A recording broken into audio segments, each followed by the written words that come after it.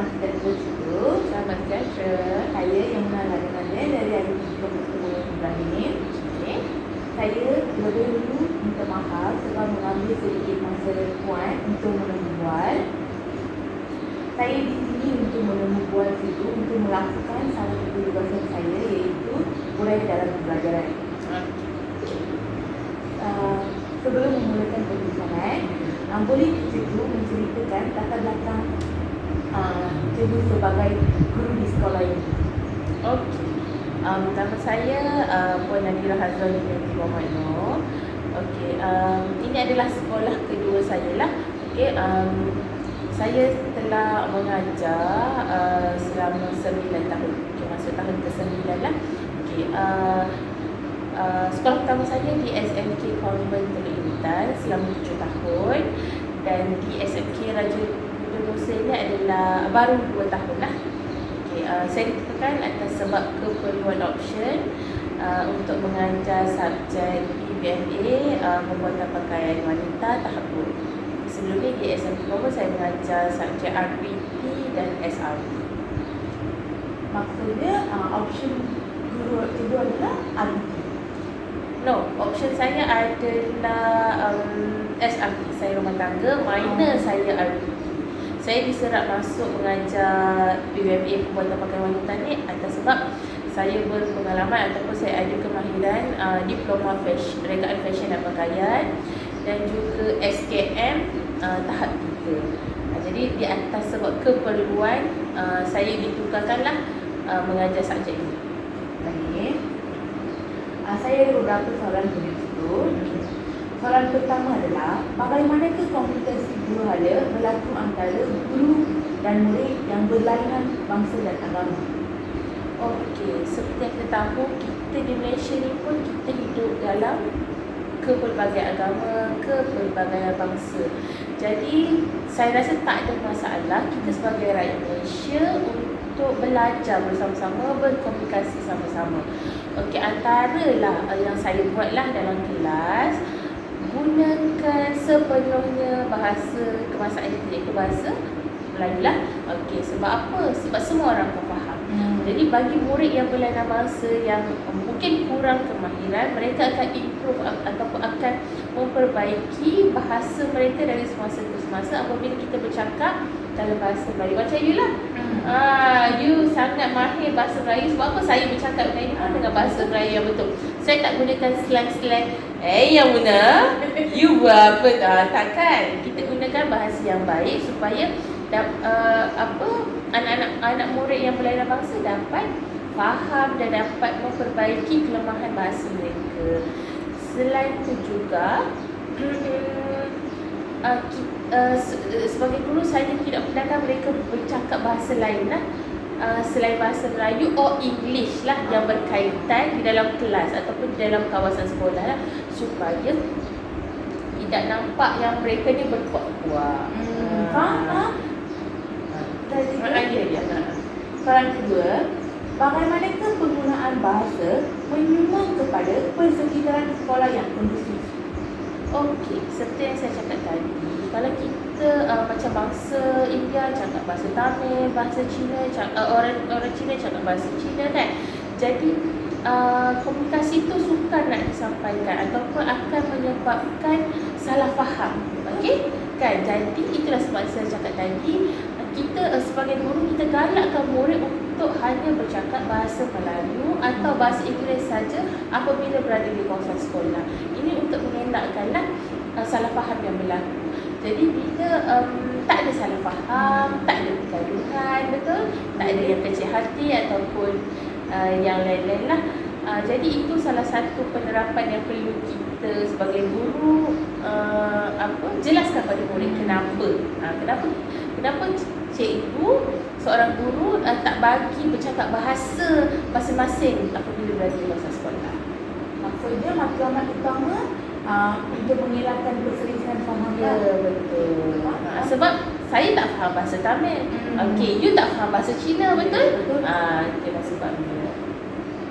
Soalan ketiga, jika dalam sebuah kelas itu mempunyai struktur bahasa dan bangsa yang sama, adakah wujud kesan terhadap positivity? Okay, maksudnya semua India. Boleh India saja, boleh Cina saja. Okey. Apa soalan tadi? Terdapat Terdapat tiga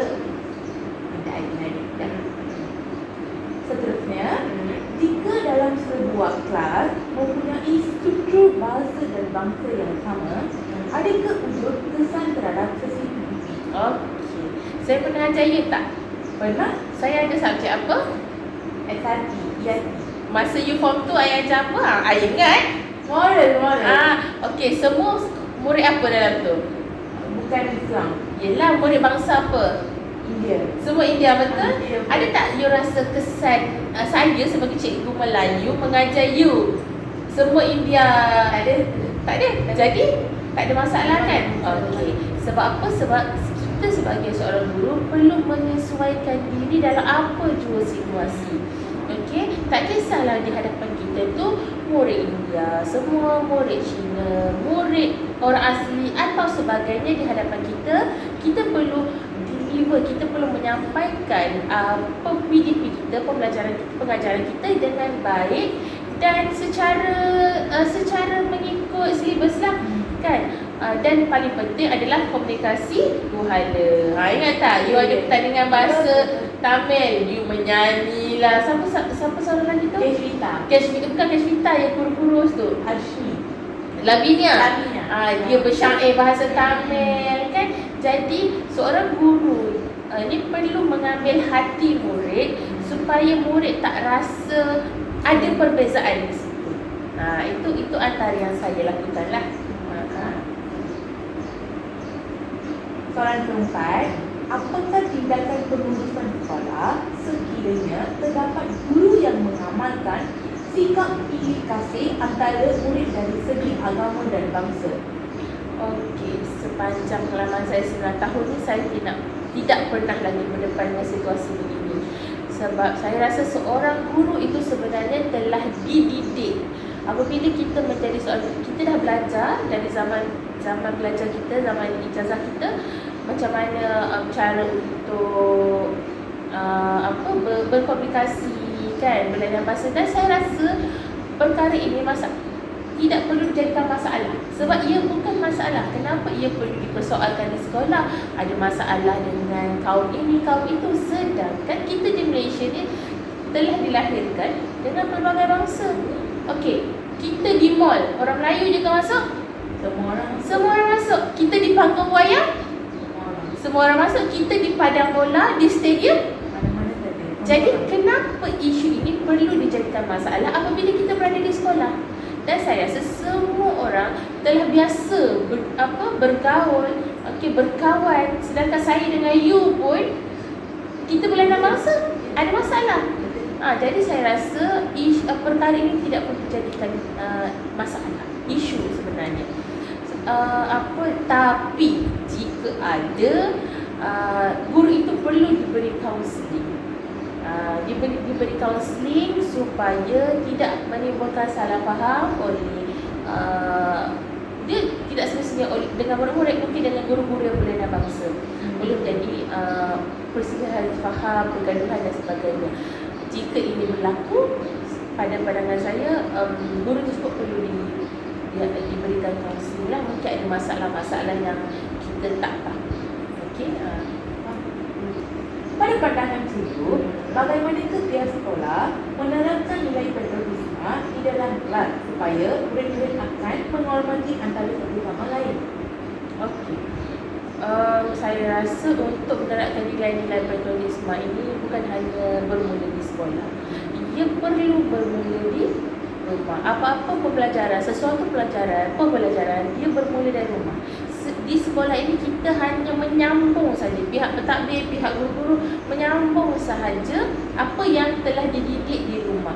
Sebab kalau tidak dididik di rumah, tiba-tiba kita nak dididik di sekolah, perkara itu tak akan terjadi dan tidak akan berjaya. Okey, antara langkahnya apabila di rumah keluarga menerapkan nilai patriotisme. Okey, seperti menyambut hari kebangsaan, betul, menaikkan bendera, okey, dan sebagainya lah. Di sekolah, di dalam kelas, biasanya kita akan untuk menerapkan nilai-nilai berkarisma dalam diri murid tu, kalau guru kita ada aktiviti untuk buat dengan murid, pastikan dalam setiap kumpulan tu ada wujud pelbagai bahasa. Kalau dalam kelas tu ada Melayu, Cina, India, pastikan satu grup tu ada berbilang bahasa. Supaya mereka dapat berkomunikasi dengan lebih baik, dapat mengenali dengan lebih baik. Okey, selain itu juga gunakanlah, yang kedua tadi, gunakan bahasa kebahasaan kita supaya semua orang akan faham dan tidak ada bercanggah perselisihan faham dan sebagainya. Seterusnya boleh juga kita buat apabila menyambut hari-hari raya, Chinese New Year, okey, Deepavali, kita mungkin buat guru kelas, mungkin boleh buat makan-makan, okey. Jamuan lah. Ya, jamuan. Kiranya kita meraihkan setiap perayaan tersebut. Tak perlu buat besar-besar di sekolah, mungkin buat just simple kan. Kita sembilan, just okay, you bawa ladu, orang dia bawa ini dan sebagainya. Macam tu.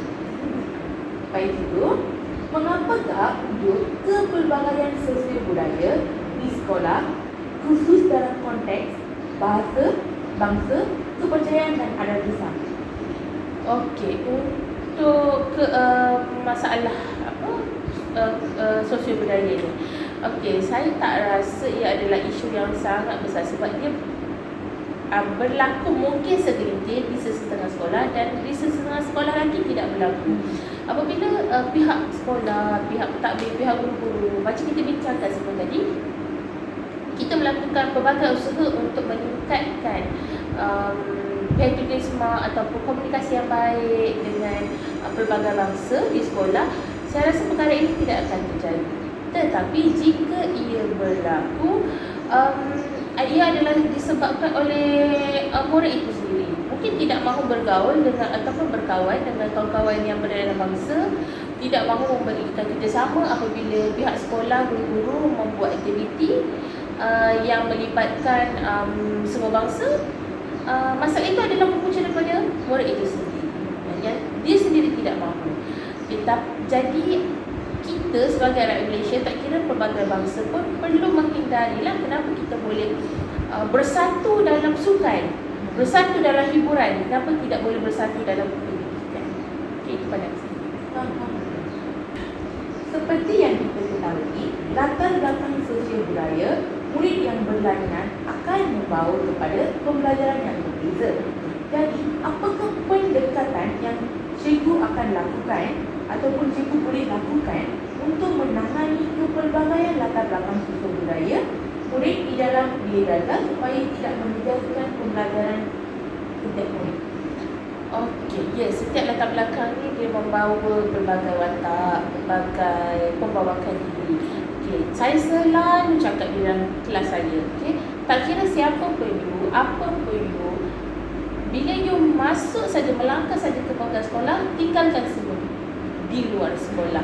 Jangan masuk di dalam sekolah. Termasuklah you anak siapa, anak orang kaya, anak orang miskin, you tak ada ayah, you tak ada mak, you ada mak ayah yang kaya dan sebagainya, tinggalkan di sekolah. Apabila kita berada di sekolah, kita adalah orang yang sama semua. Okey, tapi jika ia berlaku, sebagai guru saya akan mendekatkan diri dengan murid tersebut, okey, cuba menyelami apakah masalahnya, sebab setiap masalah, semua masalah akan ada jalan penyelesaiannya. Saya rasa isu sosial budaya ni tidak wajar dijadikan isu. Sebabnya jika kita terlalu mengkaji, jadikan ia isu, daripada tak ada isu, dia akan menjadi isu. Faham maksud saya? Jadi tidak perlu diperbesarkan dan sepatutnya ia tidak perlu pun dibincangkan. Okey? Sebabnya kita ni, bagi pendapat saya, okey, saya pun hidup dalam keluarga semua Melayu, okey. Saya tak, keluarga saya tak ada perkahwinan campur. Kawasan perumahan kejiranan ibu bapa saya pun semua Melayu. Tapi bila saya mula belajar di luar, saya pun dulu sekolah pun di dua sekolah memang 100% or 99% adalah Melayu. Jadi kalau ikutkan, saya pun tidak biasa dengan bangsa-bangsa lain. Tetapi apabila kita semakin dewasa, kita sebenarnya lebih terbuka. Ya, kita boleh sesuaikan dengan situasi situasi. Saya belajar di diploma, saya ambil degree. Jadi kita dah biasa berdepan dengan ramai orang. Kenapa perlu kita pilih betul. Pilih, sedangkan kita manusia, dia juga manusia. Macam saya cakap tadi, tidak perlu jadi isu. Saya pun ada kawan baik yang bukan Melayu, orang Sarawak kan, orang Bidayuh tak silap saya. Saya ada anak murid orang India, saya ada anak murid Cina kan. Jadi saya rasa setiap latar belakang tu sebenarnya Ada satu masalah. tak ada masalah. Sebabnya kadang ada orang yang berlatar belakang ataupun orang yang dari segi keluarga mungkin keluarga yang rendah, sederhana dari segi ekonomi, lebih patriotisme, okey, lebih bahasa Melayunya lebih baik sebab dia bercampur dengan ramai orang, especially dengan orang Melayu lah. Jadi saya rasa benda itu perkara yang yang bukan besar. Boleh diselesaikan dengan cara baik. Dan kalau dengan anak murid pun mungkin mereka tak biasa kan. Jadi kita lah kena dekatkan diri kita dengan mereka, cuba berkasih, ambil hati. Okey, tapi pastikan kawan-kawan yang lain ni tak dengki. Nanti you baik dengan tu, cikgu tak tolong saya pun. Dengki kan, jealous kan? Betul kan? Jadi pastikan tidak adalah perkara-perkara tersebut berlaku dalam PDP kita. Apakah kesan kepada murid yang bersekolah dengan pelbagai kaum, agama dan bangsa? Untuk murid yang bersekolah dengan pelbagai kaum, sebenarnya kesan yang baiklah. Okey, you sekolah di SMP Promotor Intan dapat berbahasa Melayu dengan baik. You dapat kenal cikgu dengan cikgu yang pelbagai kaum. Okey, kalau you berada di sekolah jenis kebangsaan, jenis yang sesuai kaum Tamil saja ataupun Cina saja, you tak ada lebih expose. Okey, expose dengan dunia luar, dengan budaya lain, bangsa lain, bahasa lain. Betul? You boleh cakap bahasa Cina, betul tak? Boleh lah. Dah belajar sikit. Kan, the simple word I ni. Betul? Cini kuala. Okey, jadi itu adalah kepelbagaian yang kita dapat apabila kita bersekolah di sekolah campur ni. Banyak sebenarnya. Selain itu juga yang saya nampak lah, kita okey, macam saya sebagai Melayu, saya dapat tahu di mana tahap saya, kalau saya seorang murid lah, tahu tahap saya apabila berada dengan kawan-kawan yang pelbagai bangsa ni, di mana saya perlu sesuaikan diri, apa yang perlu saya improve dan sebagainya. Sebab persaingan tersebut adalah persaingan yang baik lah. Okay, mungkin kalau saya tak pandai bahasa Inggeris, tak fluent bahasa Inggeris, bila kita kawan-kawan India Cina yang lebih fasih berbahasa Inggeris, kita dapat ikut. Mungkin kita akan cakap hari-hari. It can be lebih kan? Yes, betul. You mahir ini, I mahir ini, itu dia mahir ini. Kita dapat berkongsi. Ya, macam kita juga dapat kenal pelbagai makanan. So, you suka makan apa? Melayu? Tom yum. Melayu. Cina ada suka makan? Cina dimsum. Kan? Kalau you tak kenal kawan-kawan Cina, mungkin you tak explore. Yes. You tak berani pun nak mencuba, betul?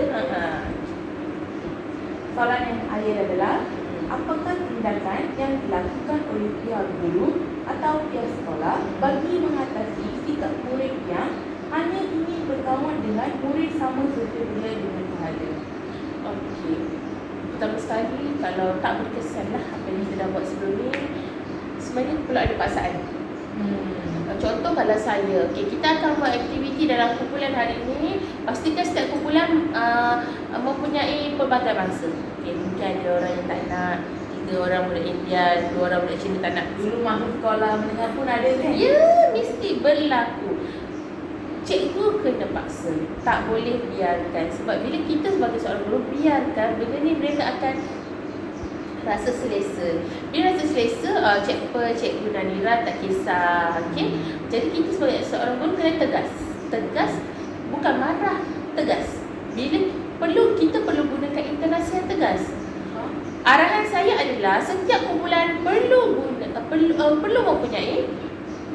pelbagai bangsa bertindak sekarang. Bila kita berada gunakan suara yang tegas, murid tak akan fahamlah jelas cikgu tak suka dengan apa yang dia buat sekarang, dan ada sebab kenapa cikgu buat macam tu. Itu antara cara saya lah. Kemudian yang kedua, mungkin boleh banyakkan aktiviti bersama. Kan pelbagai kaum, mungkin kadang kita boleh buat sukan okay, jamuan tadi yang saya cadangkan kan, supaya mereka tak rasa, sebenarnya bila nak aksen tu mereka rasa insecure, rasa macam takut-takut nak makan. Ya, takutlah nanti mungkin you ajar masuk agama you ke, takut nak makan-makan, takut nak rasa kan. Jadi kita nak buang rasa tu, jadi nak bagi mereka selesa. Jadi kita, contoh saya pun kalau orang tak selesa dengan saya pun kena comfort lah. Tak perlu macam saya pun rasa tak nak, dia tak nak, aku pun tak nak, tak boleh macam tu. Kita kena beri peluang, betul. So beri peluang dengan dia untuk comfort dengan kita. Itu sahaja soalan daripada saya. Terima kasih sebab sudi meluangkan masa bersama saya. Sama-sama. Jumpa lagi.